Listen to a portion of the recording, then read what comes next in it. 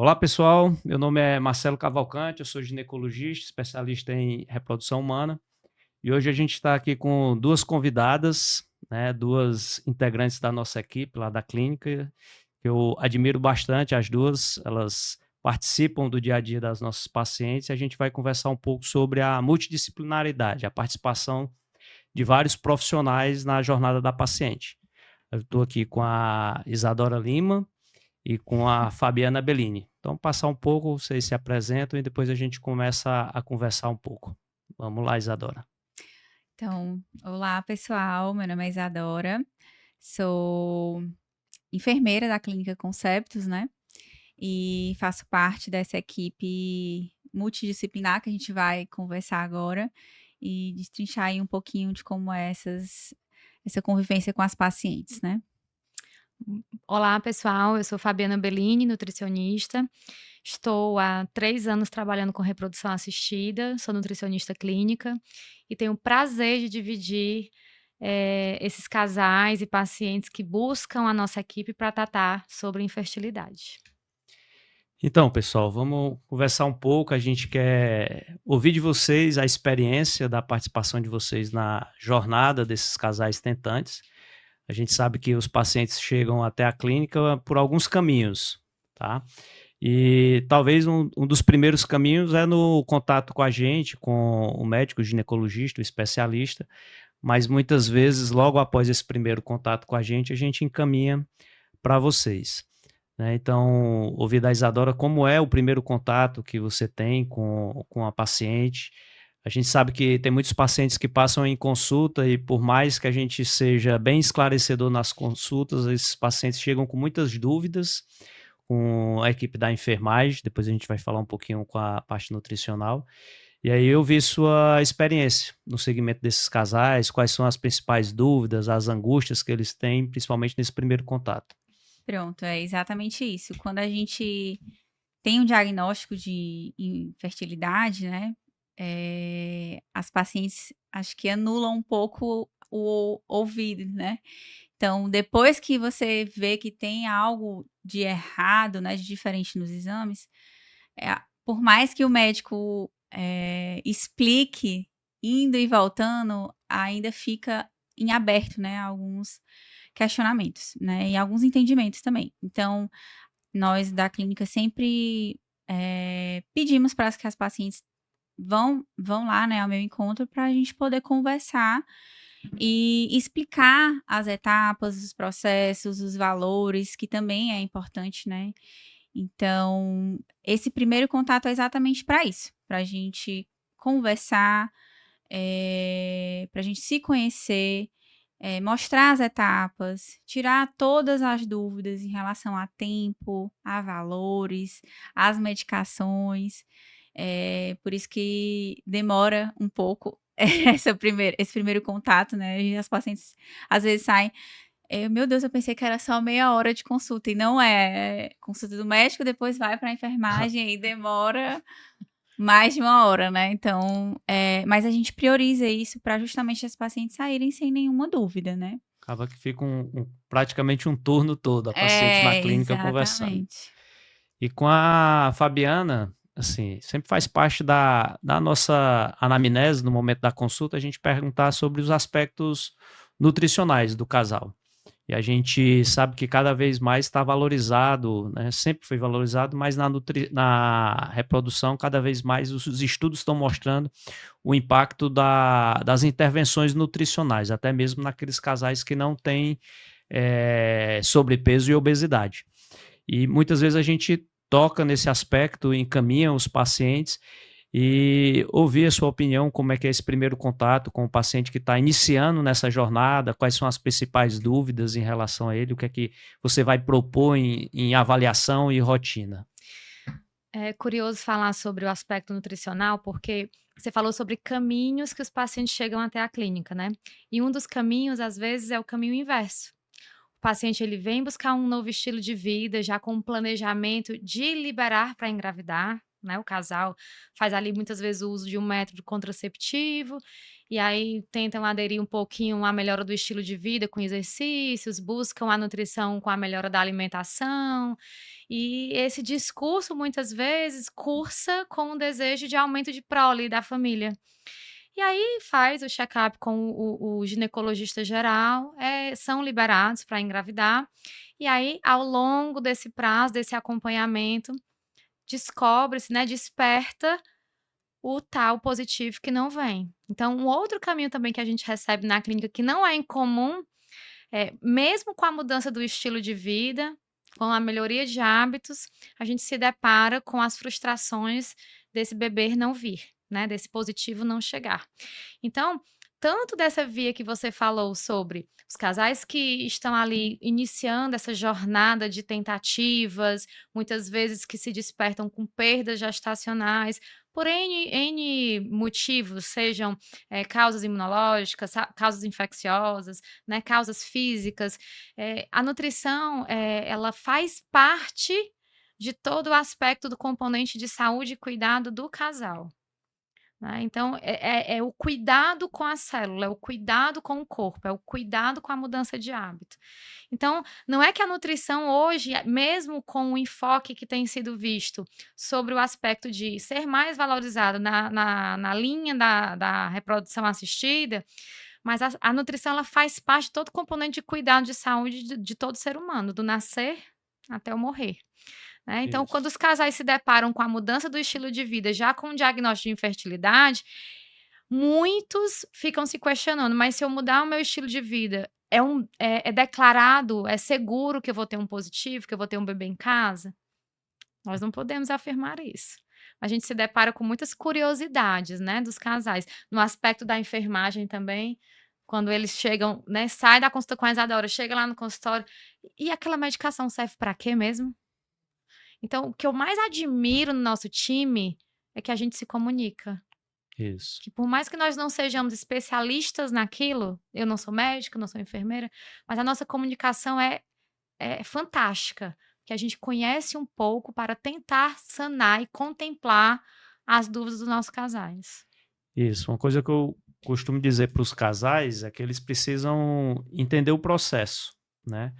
E o tratamento, na realidade, ele vai iniciar muito, muito antes do primeiro dia do ciclo menstrual, que a gente vai daqui a pouco conversar um pouco sobre a rotina, o passo a passo do tratamento, mas esse tratamento já deve iniciar alguns meses antes, recebendo essas orientações que a Isadora falou e também fazendo as suas adequações do ponto de vista nutricional, de mudança do estilo de vida, de todo esse preparo, né? Então, queria ouvir de vocês a opinião. Quanto tempo esse casal, o que é que vocês imaginam, deveriam procurar a clínica e se preparar para um tratamento, tanto do ponto de vista dos processos, entender os processos. A gente sabe que alguns casais vão precisar de recorrer a um banco de sêmen, alguns casais vão precisar recorrer a uma doação de óvulos. Então, isso demanda um processo, demanda um entendimento. Então, ouvir a sua opinião. Na Isabel. verdade, assim, a logística do casal, porque também, eu tenho que fazer quando eu entrar de férias, né? Ou eu tenho uma viagem programada, ou nesse ciclo eu sinto que eu não estou preparada. A Fabiana me deu uma sugestão de a gente fazer em tantos meses, né? Quando possível. Então, tudo isso tem que ser analisado para ver o melhor momento para o casal, né? Não, além de os médicos também avaliarem a questão de reserva, enfim. São muitos vieses para a gente ver qual é o momento ideal, né, na verdade. Isso, mas assim, lembrando que às vezes a gente não tem o momento ideal e a gente tem que adequar dentro do que é possível. Exatamente. Às vezes a gente tem casais que estão com a idade mais avançada e que Exatamente. tem um componente nutricional ali e que se a Fabiana disser que a gente precisa de mais tempo, eu vou dizer para ela, a gente não tem reserva para isso e a gente tem que entrar nesse acordo que a gente exato. consiga ter um ponto de equilíbrio, que a gente consiga obter o melhor resultado, mas o que eu vou poder ganhar, às vezes, de um melhor controle nutricional, de peso, eu vou perder na minha reserva ovariana se demorar Exatamente. demais, né? Então, Por isso que é uma o que é que vocês conversa da imaginam? gente que é importante. Eu vou tomar a palavra da Isadora e vou me colocar, né, assim, eu acho que quando os casais pensam sobre: "Eu desejo aumentar a prole familiar, eu desejo constituir minha prole familiar", o primeiro passo que eu recomendo fortemente é ir conversar com um especialista em reprodução assistida. Independente se você tem ou não diagnóstico, não é que você vai em busca, né, não tem um ditado popular que diz que quem muito mexe acha, né, quem procura acha, vai achar alguma coisa, mas eu acredito que o especialista, ele tem um olhar mais atento sobre muitos aspectos. No sentido de quê? No sentido de te, observar de forma, né, a 360, tanto a mulher quanto o homem, então ele tem competência para dar uma certa, norteada no caminho, E a longo prazo também, a né. curto, a médio e a longo prazo. A partir de então, né, quando eu tenho esse interesse em constituir prole, buscar o especialista em reprodução assistida, vai te dar os direcionamentos coerentes. Porque o que acontece muitas vezes, Marcelo, e aí é um fator que nós vamos ser unânimes em concordar, é o tempo. O fator tempo. Então, quando você parte do desejo, busca o especialista. Vá lá, conversar, expõe as suas necessidades, e daí você vai ser direcionado, você vai olhar para aquele caminho com né, uma iluminação melhor, e aí ele vai te orientar, ó, você precisa ter uma consulta com a enfermagem para entender quais são os seus processos, porque existe uma possibilidade aumentada estatisticamente assim sobre uma possível doação de óvulos. Você tem uma alteração no cromossomo X, então isso vai ser necessário cogitar doações de espermas. Você tem uma condição com uma pré-diabetes que precisa considerar com a nutricionista. Então, eu acredito que o especialista em reprodução assistida, ele é o gerente, o maestro aí da orquestra. É, hoje, tá se mudando, felizmente, um pouco essa visão, e o que a gente fala do planejamento reprodutivo, né. Antigamente a gente tinha muito o termo planejamento familiar e que as pessoas ficavam atentas só nos métodos contraceptivos. Mas hoje a gente já tenta quebrar essa barreira e falar para o ginecologista geral, já desde uma mulher adulta jovem, e que possa perguntar a essa mulher se ela imagina ser mãe, com que idade ela pretende ter o primeiro filho e quantos filhos ela deseja ter. Ela Exatamente. respondendo essas 3 perguntas, ela consegue fazer um planejamento reprodutivo, para ter essa visão mais ampla. Infelizmente ainda não é a grande maioria das pacientes que nos chegam já tendo respondido essas 3 perguntas. A grande maioria já chega com o problema para engravidar, com a dificuldade para engravidar, tá. Eu queria agora a gente ser um pouco mais prático e eu ver o dia a dia do tratamento, né, tanto do lado da assistência da enfermagem como da nutrição. Uma paciente chega no consultório, deseja tá com dificuldade para engravidar, né, já foi avaliada, já foi detectado o problema e ela vai precisar recorrer a uma reprodução assistida. E procura a nutricionista e pergunta: "Em quanto tempo eu estou liberada para engravidar?". O que é que você vai falar para essa paciente? O que é que você vai orientá-la? E aí depois eu vou passar para a Isadora Você pode para me dar só uma pesca sobre essa temática? Qual é a idade dessa paciente? De novo, eu vou né? colocar a grande maioria de nossos pacientes na Sim. clínica, elas chegam, infelizmente, depois dos 35 anos, então a gente tem uma certa urgência, né, e a gente tem visto muitas pacientes com a reserva ovariana reduzida, que faz com que a gente precise correr ainda mais com essa paciente. Talvez você não vá ter aqueles 6 meses, 1 ano que você desejaria. Sim, exato. Mas assim, Marcelo, a gente tem proposto às pacientes, ao casal de forma geral, no mínimo 90 dias. Eu acho que é um prazo aí que dá pra gente trabalhar em torno de 2 ciclos menstruais, né, quando a gente fala sobre, né, a mulher.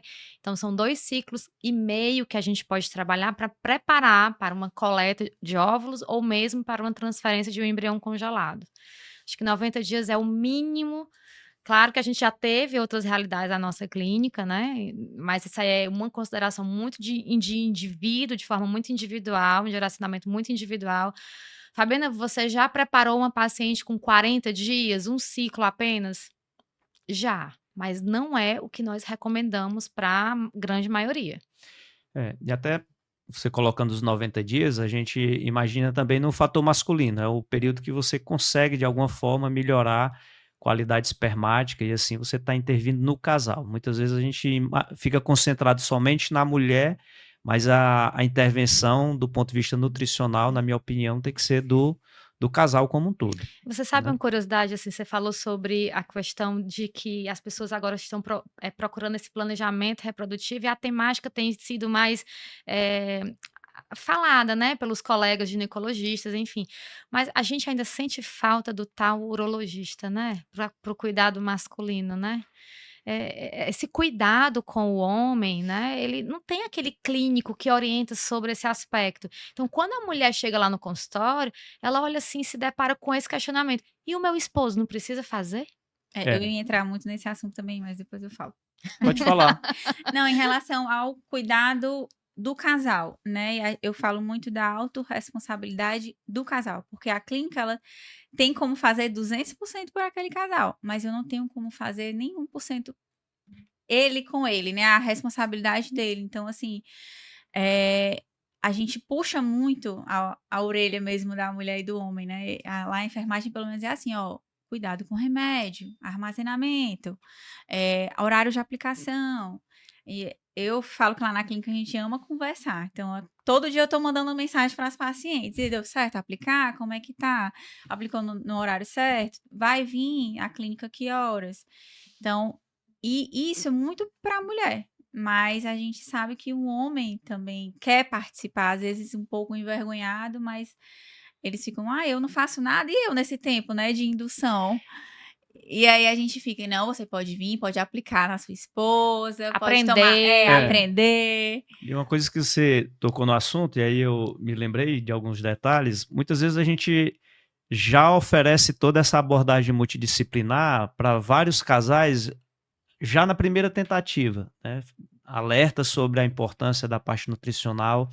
Da Camila, nossa psicóloga, também a Sim. gente alerta sobre a importância da saúde mental do casal, mas às vezes, não sei se por às vezes alguma vergonha ou achar que não tem um problema, muitos casais acabam negligenciando algumas dessas intervenções. Não, eu não tenho problema de peso, para que eu vou para nutricionista? Ah, não, Isso. a minha saúde mental está muito bem, o meu foco vai ser só na questão do tratamento em si, eu não vou para nenhum outro profissional.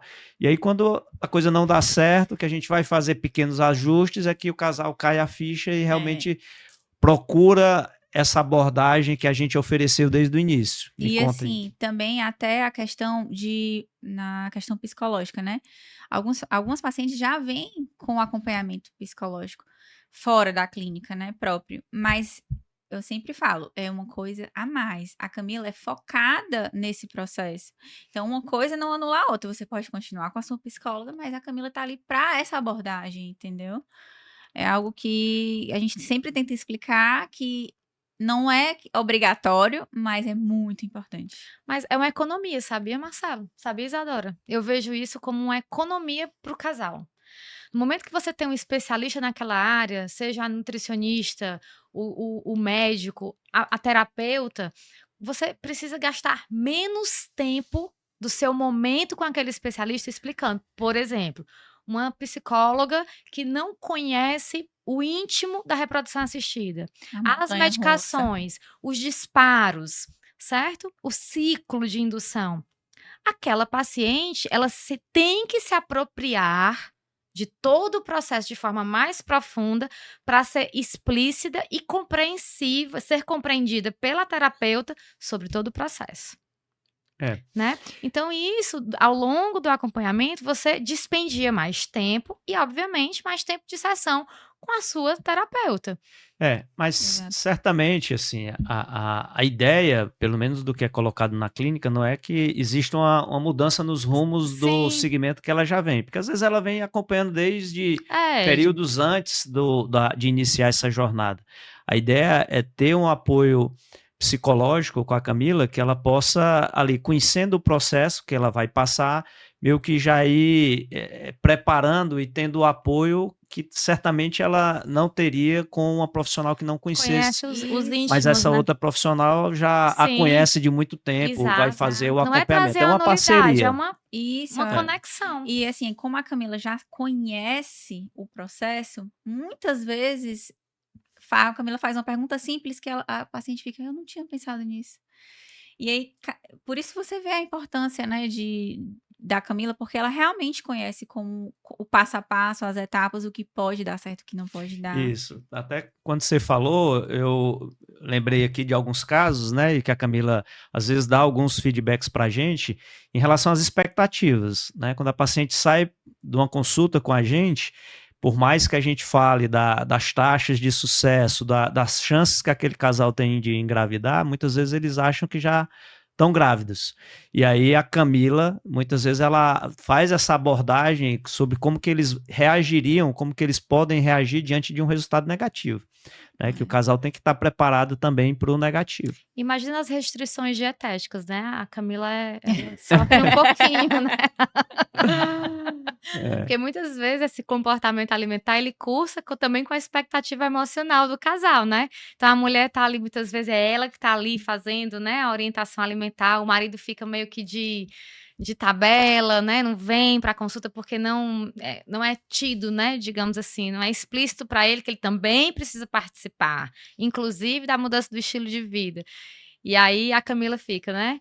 Segurando, incentivando e o nosso time por trás mantendo, né? Tentando dar sustento nas condutas, nas orientações, sempre com embasamentos científicos, que é importante, né? Porque você sabe que na minha área existe muita deturpação, né? Nas condutas sobre o aspecto da fertilidade. Nós lidamos não só com sonhos, né? A gente deseja muito mais do que um sonho, né, sonhado, a gente deseja um sonho realizado, constituído, e a gente sabe, né, quando a gente lida com os nossos casais, todo dia a gente vibra e fica triste, né? A gente fica feliz com os nossos positivos e bebês que vão nascendo e vão indo lá na clínica nos visitar, mas a gente fica entristecido também com processos que cursam com a estatística negativa. Não são somente betas positivos, né? A gente passa por vários betas negativos também, que é a realidade. Não adianta dourar a pílula e esconder esse outro lado da moeda. Mas assim, que feliz mesmo, porque o feedback que a gente tem das pacientes, mesmo com negativo, obviamente, né? É triste, mas elas entendem, elas estão cientes desse negativo, né, que pode acontecer. Não é algo tipo, ai, eu sonhei, você me deu 100% de certeza que ia dar certo, né? Então, quando a gente vem com a consulta do negativo, que também tem, né, a maioria das vezes elas estão, não, eu sabia que poderia acontecer. Mal sabe esses casais que a gente, quando recebe o beta ali, a gente vibra, mas a gente tem que, como profissional, estar com o pé no chão e dizer, vamos lá, repetir o exame com 48 Uma etapa horas. vencida, né? Mas tem várias outras pela frente. Exato. Uma coisa que eu queria agora abordar com a Isadora, o casal chegou, fez essa primeira consulta, a Fabiana está preparando esse casal já para ele iniciar o tratamento e depois da gente conversar, ver a indicação do melhor tratamento, ver as possibilidades, a gente encaminha para a Isadora e que eu acho que é um momento que a gente precisa tomar algumas decisões. A gente dá a orientada ao casal de quais são os caminhos que a gente pode seguir. Vamos usar qual medicação, qual o melhor protocolo, vamos fazer uma transferência de embrião a fresco ou embrião congelado, vamos fazer um estudo genético desse embrião antes de transferir ou não. Isso tudo baseado em cada caso, mas a gente sabe que isso vai gerar custos, né? Isso vai ter uma demanda maior de tempo. A transferência a fresco, a gente faz todo o tratamento em um ciclo. Se for fazer um estudo genético com a biópsia e depois a transferência do embrião congelado, isso vai demorar talvez uns 3, 4 meses. Né? E a gente conversa no consultório, mas muitas das decisões são tomadas lá com a Isadora. A Isadora... Sempre eu passo o caso, eu passo o caso para a Isadora, né, onde a gente está, o casal leva um tempinho entre sair da minha sala e chegar na sala da Isadora, então tem esse tempo da gente discutir o caso, e a Isadora já tem ali um cenário desenhado para orientar quais vão ser as opções e ajudar na tomada de decisão. Me fala como é que eles chegam lá. Isso, porque, na verdade, eles chegam com várias opções. Quando a gente senta ver tempo e ver valores, aí eles não decidem comigo, né? Porque é algo que eles vão discutir em Mais casa intimista, ainda, né? né? Mas assim, eles ficam, não, mas isso aqui vai levar muito tempo. Mas aí o marido fala, não, mas em compensação a gente vai ter uma transferência um pouco mais assertiva. Então, mas se eu não fizer a biópsia e eu posso transferir 3, 4, 5 vezes até chegar no meu Transferir positivo, embriões que estão que alterados. estão alterados, Eu entendeu? vou gastar, vou ter um custo vou maior gastar- com a biópsia, mas eu Exato. posso ter uma economia numa transferência desnecessária que não geraria uma gravidez. Exatamente. Então, tudo isso, quando a gente senta, coloca no lápis e mostra o processo, eles ficam, então realmente a gente tem que sentar e decidir o que fazer. E até mesmo casal homoafetivo feminino, que às vezes as duas querem induzir, aí vão comprar uma amostra, 2 amostras, ou vamos induzir uma agora, outra depois. Qual é o custo? Revezando, né? Exato. Qual é o custo disso? Então, realmente é lá no consultório mesmo que a gente abre o leque, abre a questão de tempo, né? Qual é a urgência que esse casal tem e também a questão de valores, que é de suma importância também para a gente fechar, né, esse processo. Pronto, então o passo seguinte vai ser o casal iniciar, realmente dar o pontapé inicial para... E aí decidiu, fala comigo quando Você tem começa os o termos ciclo. de consentimento, é tudo documentado, é tudo certinho, e a gente Exatamente. vai iniciar o processo. O processo inicia quando a paciente tem o sangramento, menstrua naquele Isso. primeiro dia, eles entram em contato com a gente, como o médico assistente que vai acompanhar, a gente faz um ultrassom basal, e essa paciente já foi definido o esquema das medicações, e aí a Isadora vai passar a dar as orientações em relação à medicação. Eu queria que você falasse um pouco para a gente sobre como que é o manuseio dessa medicação por esses casais. Alguns casais já têm até uma vivência, ou são da área da saúde, Isso. já se auto-aplica as medicações, enquanto que outras eu já vi casos na clínica de mulheres que, assim, têm um maior pavor Aversão à total. medicação. Então, como é que é o teu dia a dia lá? Às vezes são pacientes que já fizeram uso da medicação também, já tem essa vivência. A gente individualiza, né? Muito o que a paciente, o casal em si vai querer. Também por conta da logística. Como essa medicação ela precisa ser tomada todos os dias, com um paciente que mora muito longe e trabalha longe, é difícil ficar vindo todo dia para a clínica para aplicar a medicação. Então, isso a gente tem que também entender, né, a logística dela para conseguir alinhar, né, da melhor forma para ela. Se consegue ir lá na clínica e não quer se auto-aplicar, ou o marido não quer aplicar, ótimo. A gente marca horário, todo dia ela vai aplicar lá na clínica. Se não, aí a gente não pode ir lá na clínica, a gente orienta, faz a primeira aplicação, né? Orienta ela e ao esposo. Quando não tem o esposo, a gente faz vídeo, pede para ela filmar, né? E ver como é. E quando mesmo assim nenhum dos dois conseguem ir na clínica e não conseguem se auto-aplicar, aí a gente sempre pede pro médico fazer a receita para ela aplicar em ambulatório ou em farmácia. Porque é uma medicação subcutânea, né? É de fácil manuseio de técnica, então dá para aplicar em farmácia. Mas a maioria se auto-aplica. Já consegue fazer o manuseio e se auto-aplica. Essas medicações, elas duram, em média, ali uns 10 a 12 dias até a gente fazer a coleta dos ovos. Isso. Ou seja, a gente vai ter um período. E aí, para a gente fazer a multidisciplinaridade, enquanto isso a Camila está trabalhando, né, ouvindo esse casal, dando assistência na saúde mental, e a parte nutricional trabalha nesse momento, assim, dependendo do estágio do tratamento, você vai ter uma abordagem diferente. Se a gente for fazer já uma transferência fresca, eu sei que parece que tem alguns protocolos para transferência, protocolos para estimulação. Como é que seria essa parte da nutrição? A gente conversou um pouco sobre o preparo, agora ao longo do tratamento, muda alguma coisa? Muda tudo absolutamente, né. O preparo dos pacientes que a gente já conversou engloba, né, tanto o sexo masculino quanto feminino, mas na coleta de óvulos, né, a dedicação é única e exclusiva da mulher. Então, é um momento que a gente está num momento de maturação, né, por estímulo químico da medicação, aproveitando o ciclo daquela mulher, como você colocou, a gente começa o preparo no primeiro dia da menstruação, então, a gente tira algum aporte nutricional, a depender do esquema que a paciente venha fazendo, e insere alguns nutrientes que vão ser importantes aí para essa maturidade, para essa celeridade. Se aquele casal, né, decide fazer uma transferência com o embrião a fresco, então a gente já adiciona algo que vai colaborar com o preparo do endométrio ao mesmo tempo.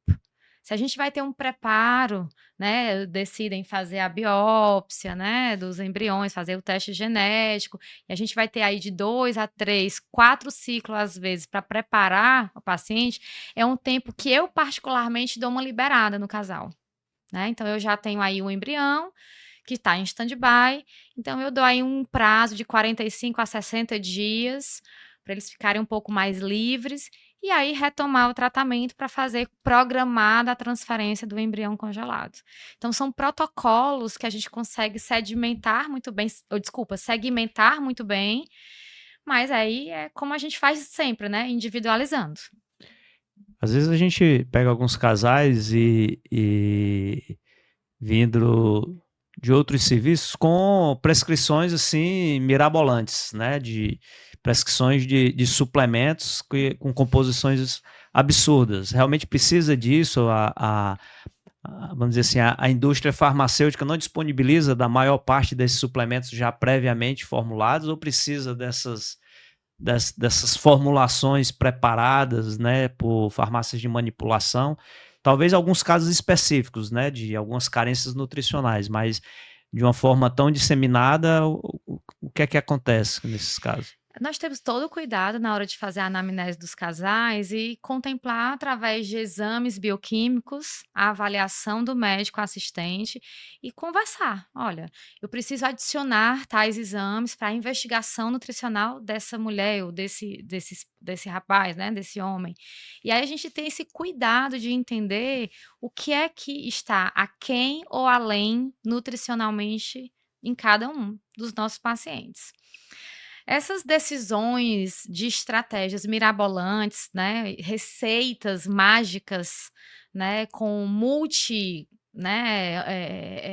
compostos, não tem nenhuma validade científica, não tem nenhuma validação. Hoje a indústria farmacêutica consegue nos contemplar tanto em quantidade, mas acima de tudo qualidade, né, no que a gente vai aportar, Padronização. padronização, aportar aos nossos clientes.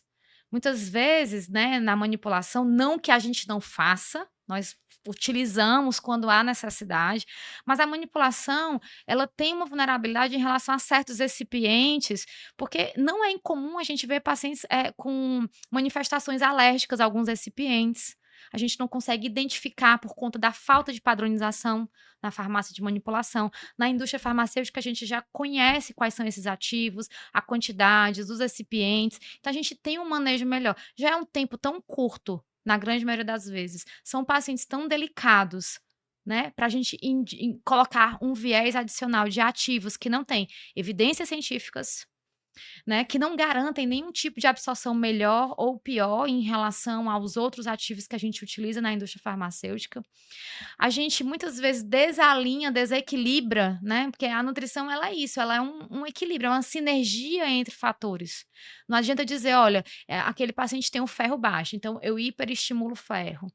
Mas o ferro ele dança, né, ele combina junto com outras vitaminas, com zinco, com vitamina C. Será que eu hipersuplementar ferro, eu não vou deixar aquém outros nutrientes importantes para composição de DNA, né, para oxidação e vasodilatação a nível de endométrio, para resposta imunológica, eu vou colaborar, eu vou piorar essa resposta imunológica. Então, realmente, novamente, né, assim, a nossa equipe, nós somos um time que nos conectamos muito bem. Então, quem ganha com isso são os nossos pacientes, porque a medicação a gente conhece, a suplementação é bem conhecida. Muitas vezes os nossos pacientes já sabem do médico assistente com a suplementação base adequada, que não são fórmulas mirabolantes. E o papel da nutrição são pequenos ajustes. Então, talvez adequar a dieta, alguns alimentos e uma pitada de alguns suplementos que realmente esse casal esteja precisando, que tem alguma carência mesmo, né? Isadora, eu queria perguntar um pouco. Durante o uso da medicação, algumas medicações a gente tem um horário que pode ser um pouco mais flexível, enquanto que outras, especificamente a última medicação, que a gente chama de trigger, ela precisa ter um horário exato para ser aplicado, que vai depender do momento da coleta. Como é que é essa orientação das pacientes? Elas costumam realmente seguir bem essa orientação e a orientação para o dia da coleta? Eu sei que tem alguns detalhes que a gente precisa passar, que são cuidados a nível de ambiente de laboratório, ambiente de centro cirúrgico. Como é que as pacientes devem proceder em relação a isso? Pronto, em relação à medicação, graças a Deus não precisa de nenhum manuseio de diluição, então é mais essa medicação, fácil, essa última. específico, né? Essa última. Graças a Deus não precisa de nenhuma de diluição, algo diferente, né? Que elas precisam fazer. Então, é uma caneta que você vai manusear só para a dosagem e aplicar. E a outra, se precisar, já vem pronta, é só tirar a tampa e aplicar. Então, parece as canetinhas emagrecedoras, Isadora? Parece. E elas devem ser aplicadas... Só que elas precisam ser no horário. No horário. Exato. Então, assim, a gente... Aqui, no meu lado, eu já coloco o despertador olhando para a paciente, para ela já... Independente de onde estiver, em casa, o despertadorzinho vai tocar, ela vai aplicar essa medicação ou essas, né? Porque às vezes precisa das duas, né? E aí, quanto à coleta. Quais são as orientações, né? Pronto, a paciente precisa estar de jejum. Então, já orientamos a questão do jejum no dia anterior, de líquido, né, e comida. Sem cheiros fortes, então perfume, maquiagem, tanto ela hidratante. quanto o esposo não colocam nada, né? Até o desodorante, ó. Se tiver cheiro, se tiver álcool, venha sem e coloque depois.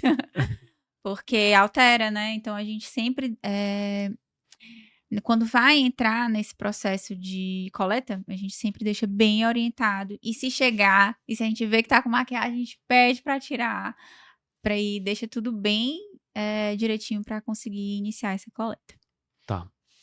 E aí agora eu vou para a fase final, que seria a transferência do embrião, né? A Fabiana falou que existem alguns protocolos específicos, queria que você desse algumas dicas para a gente, né? Não para não deixar de ir lá na sua avaliação, mas algo que o casal sinta realmente que existe essa orientação que deve ser seguida, e depois que a Isadora comente, que eu acho que é o momento mais mágico do tratamento, e isso a gente tem um feedback dos pacientes, é o momento mais, vamos dizer assim, simbólico e emocionante, né, que a gente presencia. A gente já teve vários casos lá, que eu acho que a equipe sai até chorando também, né, como é que é esse momento, né? Então vamos lá, Fabiana, fala um pouco de suas dicas aí. Para a transferência do embrião, a gente pede que o endométrio, né, e acompanhamento aí com o médico assistente esteja com uma qualidade, uma espessura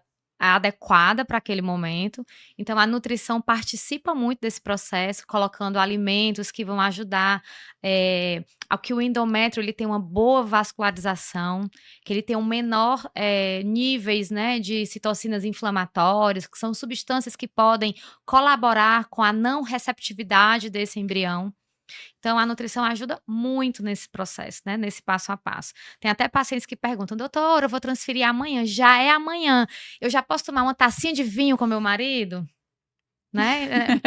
Já é amanhã, né? Então a gente tenta segurar essa ansiedade, deixar aí realmente, né, para depois que o bebê estiver em casa, usufruir desses, né, dessas delícias, né, de ousar com alimentos que aí realmente nessa fase são proibidos. Mas uma dica que eu geralmente dou para essas mulheres que estão aí Olha aí, a dica fazendo tá a chegando, dica né? tá chegando. Há 1 ano e meio atrás saiu uma publicação sobre um suco da transferência do embrião.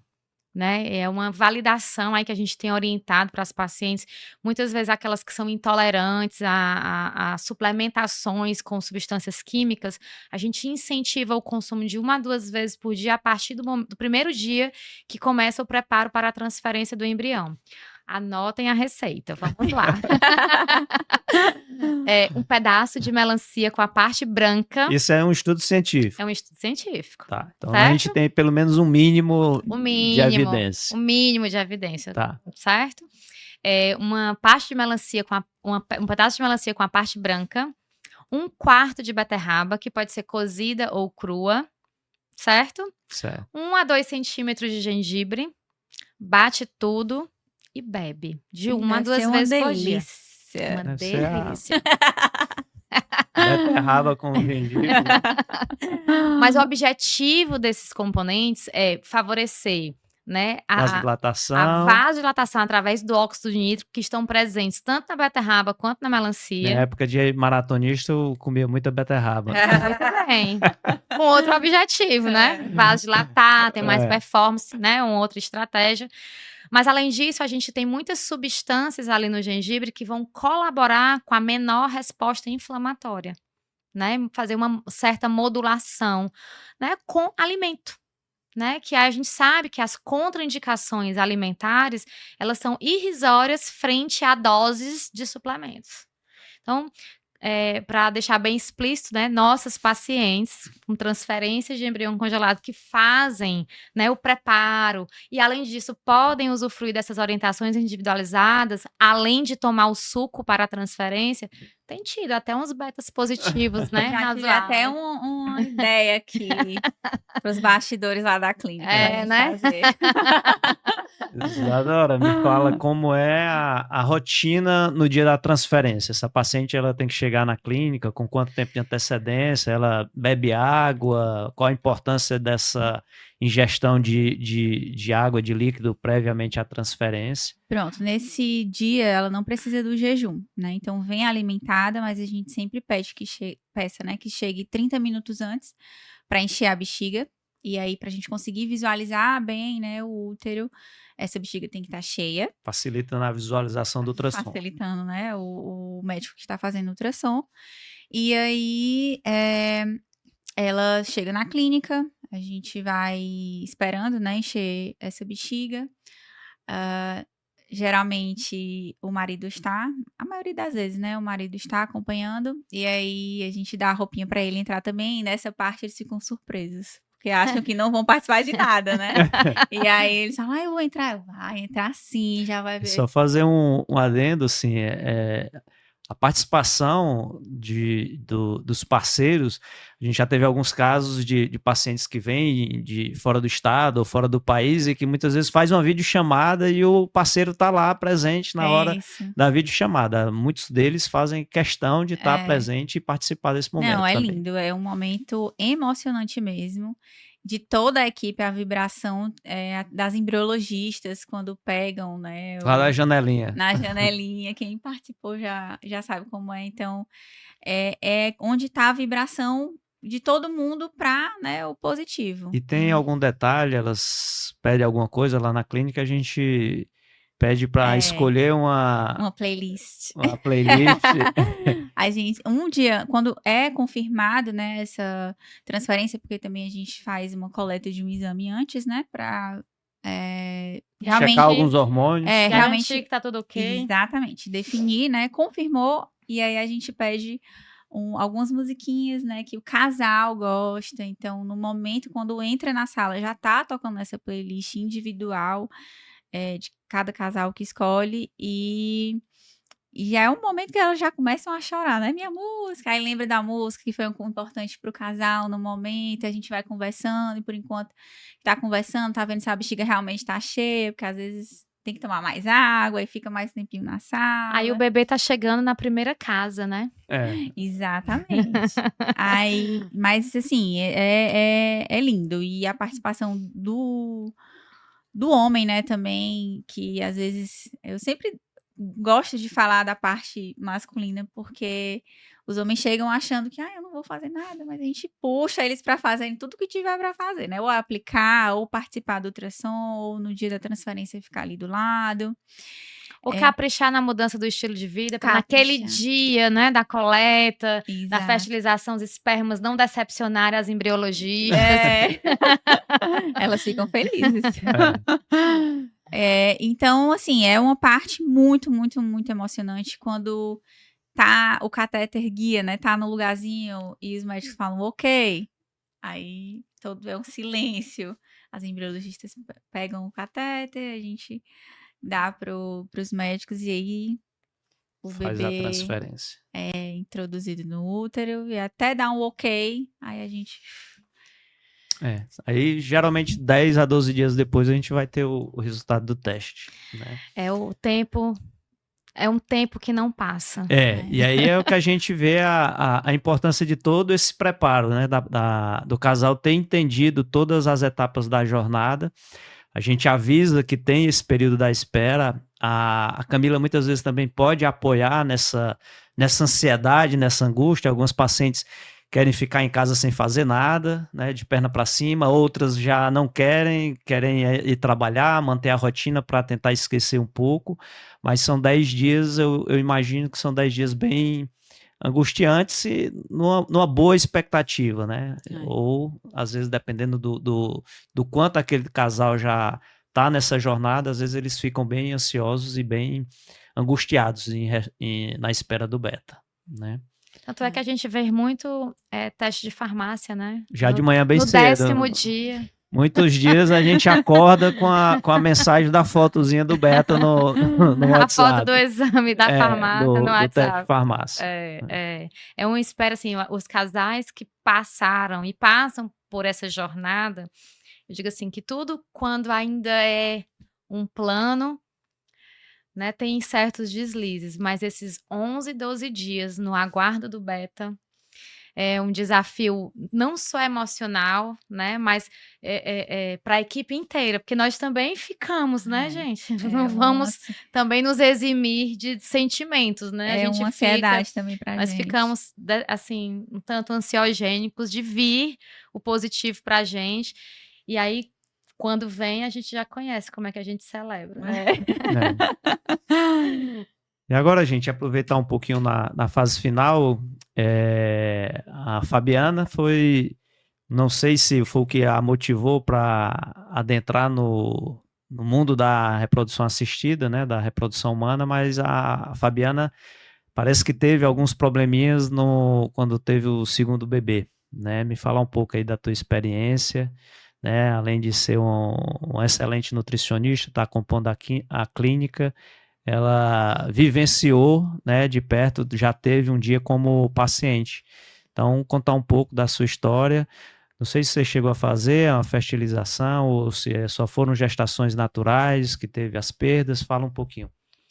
Antes de despertar, né, e saber a importância da nutrição na reprodução assistida, eu estava do outro lado. Eu já era nutricionista, trabalhava na área clínica, como ainda atuo, mas eu tinha abordagem mais com doenças, com qualidade de vida, enfim. Então, quando eu estava apta, né, me senti confortável para liberar para uma segunda gestação, para ter um segundo filho, eu me deparei com uma sequência, né, de alguns anos, com uma série de perdas gestacionais. Algumas espontâneas, que me despertou a curiosidade, porque eu já tinha uma filha por gestação natural, uma filha com um parto, uma gestação sem intercorrências, com um parto tranquilo, foi um parto cesariano. E eu fiquei, assim, né, surpresa com meu esposo, o porquê de algumas perdas estarem vindo, né, de uma gestação natural, o casal jovem, né, abaixo de 35 anos à época. Então eu fui em busca, né, de especialistas para entender e compreender o que é que estava acontecendo. E então, ao outro lado, né, ao mesmo tempo, eu fui em busca para saber o que acontecia de publicação científica sobre a nutrição e perdas gestacionais, sobre a nutrição e a reprodução assistida. E aí eu me deparei com um tal de pesquisador Marcelo Cavalcante, né? Então, como curiosa, como estudiosa, né? Vocês sabem, né? Quem me conhece sabe que eu sou, Com menos né? artigos. Então, assim, eu fiz realmente uma fertilização in vitro e consegui um positivo na fertilização in vitro, né? Foi um bebê euploide, um embrião euploide testado geneticamente, e que essa gestação evoluiu até cerca de 16, 18 semanas, não me recordo agora a data certa, e eu tive uma perda gestacional tardia. Mesmo tendo cercado desses cuidados da reprodução assistida, do embrião euploide e tudo. Exato. Então isso foi algo que realmente, assim, mexeu emocionalmente comigo, com meu esposo, com a minha família à época, porque era um bebê que a gente vinha, né, de perdas, como eu citei. Já era a segunda ou terceira? Era a quarta. Quarta perda. Quarta perda, exato. Então a gente vinha de perdas gestacionais por gestação natural. Então eu fui orientada a fazer uma fertilização in vitro, né, com um método mais assertivo para descartar outras causas que a gente não conseguia contemplar na gestação natural, causas genéticas, alterações do embrião, enfim.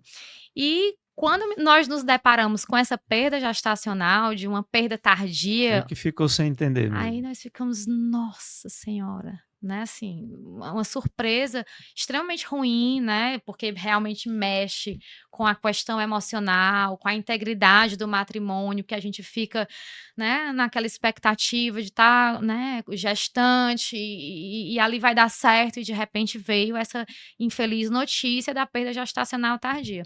Foi quando nós nos conhecemos.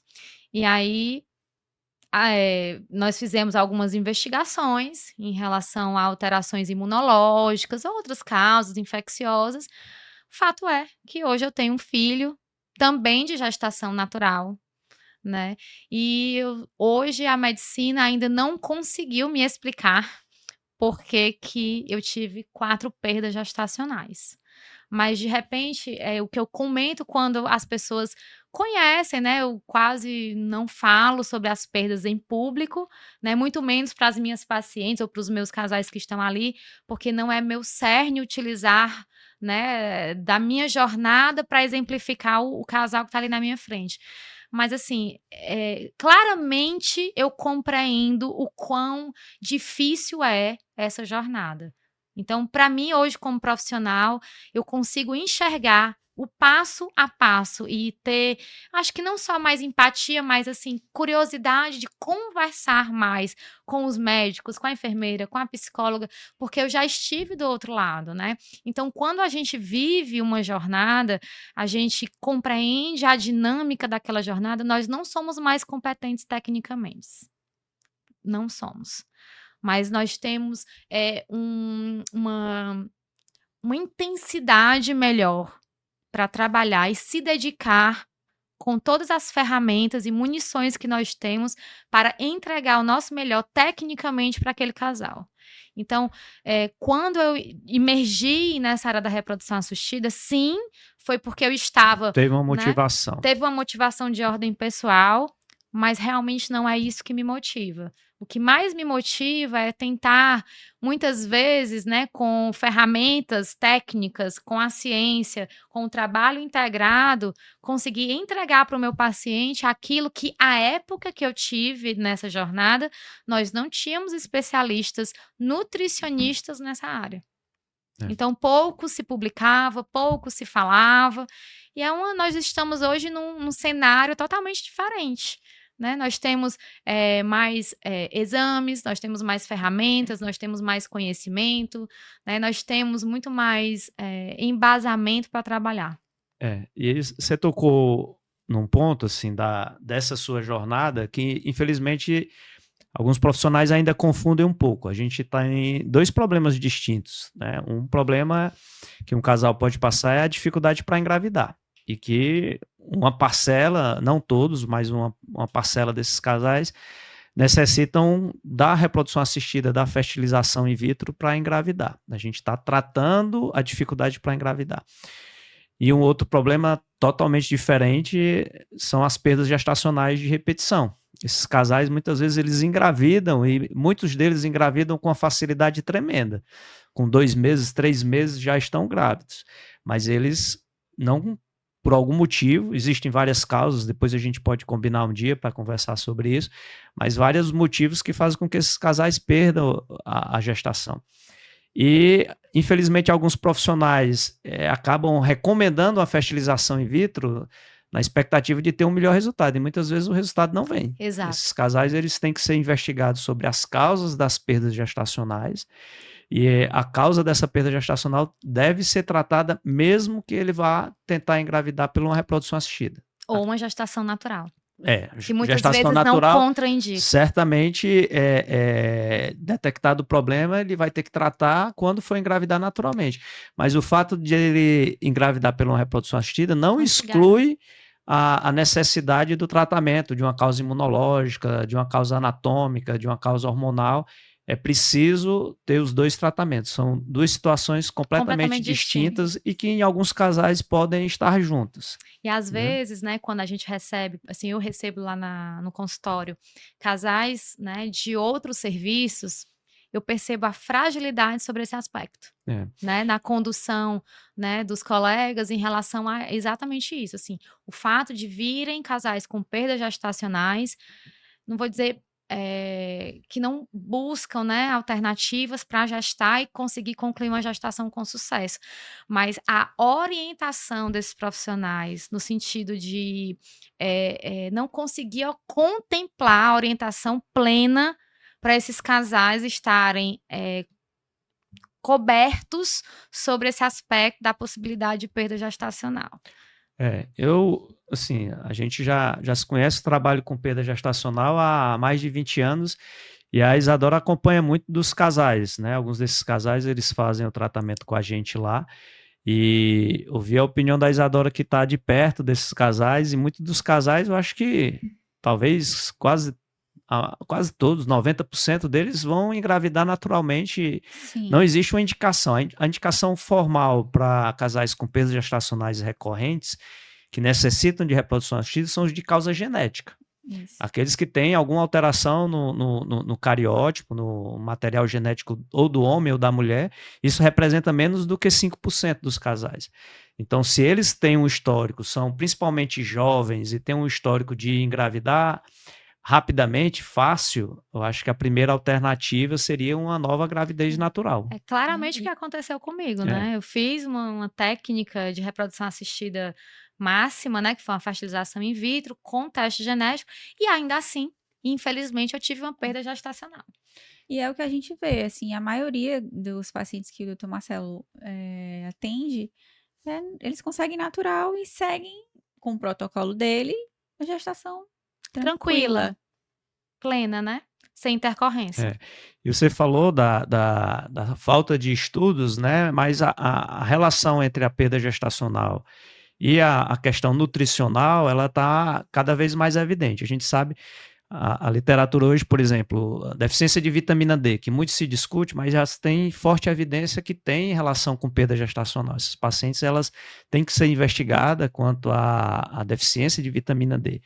A gente tem um estudo publicado de uma aluna de mestrado que mostrou aquela relação entre o índice inflamatório da dieta e perda gestacional. Pacientes com o índice inflamatório da dieta mais elevado, que indicam uma dieta mais inflamatória, eles tiveram taxas de abortamento, de perda gestacional maior do que os com a dieta menos, com o índice inflamatório da dieta menor. Então, isso daí eu acho que já está começando a ficar mais claro na literatura. E além dos outros aspectos que a gente investiga. E o que os casais têm muitas dúvidas em relação a esse índice inflamatório da dieta é assim, o que é inflamatório para mim? né? O que é que eu tenho que tirar o leite, o glúten, o açúcar, eu tenho que parar de socializar com a minha família, com os meus amigos, não posso mais sair com meus colegas do trabalho porque vou fazer uma dieta para engravidar?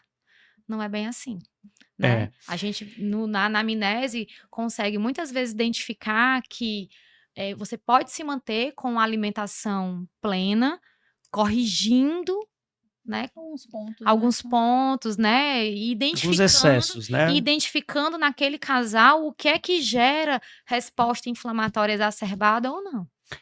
O grande segredo, eu acho, é o equilíbrio, né? A gente tem, eu acho esse índice inflamatório da dieta bem interessante, porque a maioria dos estudos eles colocam padrões de dieta. Ah, vamos comparar a dieta mediterrânea com o resultado gestacional. A dieta ocidental com resultado gestacional, Dieta vegetariana. Mas muitas vezes você não consegue replicar aquela dieta. A dieta mediterrânea foi descrita lá na Europa e que a gente não consegue ter aqueles mesmos alimentos, a mesma origem daqueles alimentos e não vai ser replicado daquela forma. Então, a questão da abordagem inflamatória e anti-inflamatória, você focar mais na composição individual, né, na composição dietética de cada indivíduo e saber manejar esses alimentos para se tornar menos inflamatório, eu acho que o segredo é mais por aí do que tentar replicar uma dieta, uma receita de bolo. Padrão, né? Isso. Uma paciente em comum, a mim e a você, está fazendo preparo para a segunda transferência embrionária com uma idade materna avançada. Hoje ela está com 43 anos e vai para a segunda transferência de embrião congelado. E nós identificamos, né, na primeira transferência, antes da primeira transferência do embrião dela, que hoje esse filho já é vivo, tem 1 ano e 3 meses, que ela exacerbava a inflamação com ovo. E os demais alimentos era super tranquilo. Então, a orientação para o preparo daquela paciente foi a exclusão de ovos e derivados, componentes que eram feitos à base de ovos. E ela ficava, mas Fabiana, o ovo é um alimento super completo, é a melhor proteína, eu amo, eu adoro. Mas para o preparo, a gente vai excluir. Durante a gestação, você vai manter. E assim a gente fez. Estamos aguardando a segunda transferência. Né? Mas claro, gente, que isso não é uma receita, né? Isso é uma orientação em equipe. Nós somos um time, a gente precisa funcionar, né, no mesmo idioma, né? Falando na mesma linguagem. Ninguém vai sair orientando para as pessoas de forma geral que tem o hábito de comer pão, comer queijo, e você vai te fazer uma retirada. Isso mexe, gente, não é só com o fator peso, com o fator estético, né? Com a vida daquela pessoa, né? Com o E às manejo. vezes uma conduta muito restritiva, né? Você restringir demais alimentos, aquilo ali não vai ter uma aderência do casal, né? Da E o paciente estresse naquele. também. Né? E o Não estou estresse. dizendo que a gente não faz dieta restritiva, nem faz restrições absurdas, né? Porque você tirar ovos de pessoas que não são alérgicas é realmente uma conduta fora da curva. Mas é um período, né? Mas assim, como a gente sempre tem falado, é uma individualização. Então, o nosso papel é fazer uma boa avaliação clínica para poder instruir aquele casal da melhor maneira, para ter os melhores resultados. Bom, gente, agradecer a participação de vocês, tá? E pedir para vocês deixarem alguma mensagem, né? O que é que vocês diriam do ponto de vista da nutrição, do ponto de vista da enfermagem para os casais que estão nessa jornada, né? Assim, uma mensagem de motivação. O intuito da gente aqui é passar informação, uma informação acho que de qualidade, de mostrar o dia a dia e tentar motivar os casais a se manterem nessa jornada, que a gente sabe que em algumas situações é bem sofrida, outras um pouco mais curta para alguns casais, outras um pouco mais longa, mas que vocês possam deixar alguma mensagem de motivação para eles. Eu queria só deixar o diagnóstico de infertilidade, ele é muito duro, né? É muito forte quando você recebe, mas ele não é o fim, né? Ele é a porta de entrada para o seu sonho ser realizado, independente de qual maneira ele for, né? A gente tem ali várias condutas a serem dadas dependendo do caso. Mas ele não é um fim, então não desistam, procurem profissionais sérios que estão ali querendo fazer dar certo, né? Uma equipe que está ao seu lado, independente dos caminhos que forem necessários, né? Então, não desistam. E você, Fabiana? Eu gostaria de dizer que para esses casais, pessoas de forma geral, assim, projete-se, planeje-se, porque a gente não garante, né, o positivo nem o bebê em casa, mas as estratégias bem orientadas, as condutas bem assertivas podem mudar a sua história, né? Mudou a minha. É. O que eu costumo dizer é que a gente pode garantir esse acolhimento e estar segurando na mão juntos nesse caminho, né? De estar Sim. junto, tentando mostrar o melhor caminho, tentando mostrar a melhor possibilidade. Na imensa maioria das vezes a gente vai conseguir, né? A gente junto consegue chegar lá com o bebezinho em casa, tá? Então, mais uma vez, agradecer a presença de vocês. Eu acho que a gente conseguiu passar informação de qualidade, a gente conseguiu mostrar um pouco do dia a dia, né? E que vários casais consigam aproveitar um pouco desse conteúdo. Eu que agradeço, né, trabalhar nesse time maravilhoso. É um prazer compartilhar não só dos meus pacientes, mas da minha jornada como pessoa, como mãe. Eu que agradeço. Muito obrigada, Marcelo e Isadora. E eu que agradeço também o convite e além de equipe, né, multidisciplinar e profissional, meus médicos e nutricionistas, pessoal, mas é isso, muito obrigada e espero ver de novo, gostei, vamos fazer repetir. mais. Tá ótimo. Até logo, pessoal.